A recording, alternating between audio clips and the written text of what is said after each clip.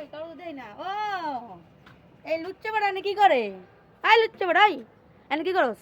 হ্যাঁ বেড়ে মাসে রাতের উপরে রইছস? হ্যাঁ একটা কথা কবি না।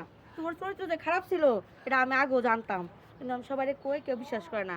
আজকে হাতে নাতে ধরছি, হাতে নাতে ধই না আজ সবাই দেখামু। কে লেগে পড়েছস গরমের মধ্যে রোদের মধ্যে? ভেটি লেগে বসে থাকতে কি আরাম লাগে, বাতাস লাগে? আচ্ছা ঠিক আছে, কি সমস্যা কি?